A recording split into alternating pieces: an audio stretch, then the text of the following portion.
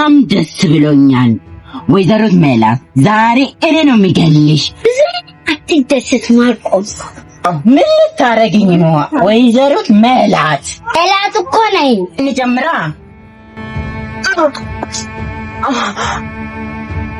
እኮ ነኝ። ማን መሰልኩ? እንጨት ይዘሽ ነይ።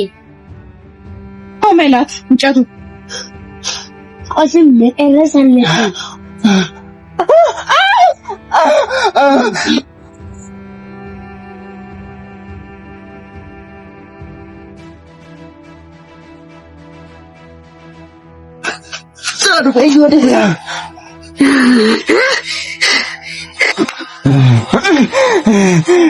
መስሎሽ ነው እንደ ሜላት ዛሬ ሳልገል የት ማለት